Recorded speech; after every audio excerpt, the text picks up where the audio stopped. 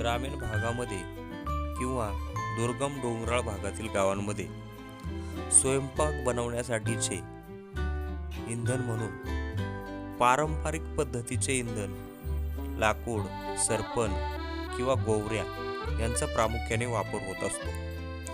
अलीकडे सिलेंडरमुळे हे प्रमाणही कमी झालेले आहे. परंतु ग्लोबल वॉर्मिंगचे दुष्परिणाम आणि माझी वसुंधरा अभियानातील स्पर्धात्मक सहभागाच्या पार्श्वभूमीवर आमच्या वैगाव गावामध्ये बायोगॅस किंवा गोबर गॅस वापरासाठी जनजागृतीसह सध्याच्या चालू गोबर गॅस प्लॅन्टचा सर्वे करण्यात आला आणि बायोगॅसच्या वापरासंबंधीचे बायोगॅस धारक गृहिणी सौ अनिता नामदेव वाडकर यांचं मतही आम्ही जाणून घेतलं. शेण गवतर या गॅस मध्ये सोडतो.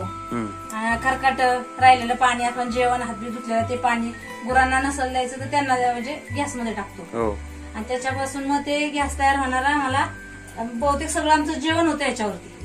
न जाणून आम्हाला हा गॅस पेटवावा लागतो. सिलेंडरचा अतिशय कमी वापर आहे. कमी म्हणजे फक्त भाकरी नोटात जर पुरला नाही तर बऱ्यापैकी तुम्ही जास्तीत जास्त या बायोगॅस वर्ष हा गॅस भरत नाही. सिलेंडर गॅस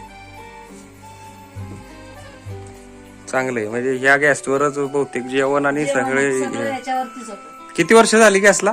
त्याला आता 30 वर्ष झाली, 30-35 वर्ष झाली.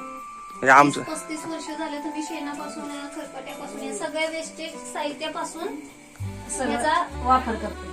आणि त्याच्यावर तुमचं सगळं जेवण अगदी म्हणजे आणि सगळं प्रदूषण कधी जर शिल्लक राहिला तर आंघोळीचं पाणी सुद्धा त्याच्यावरती तापवतो. वा न जाणून आहे ना दोन माणसांच्या आंघोळ्या तर पावसाच्या वेळेस होत्याच.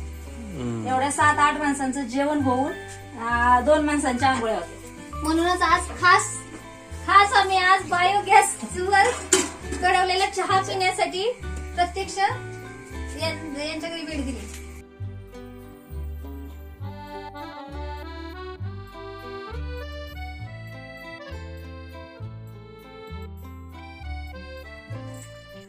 हा आहे बायोगॅसवर कढवलेला अप्रतिम चहा.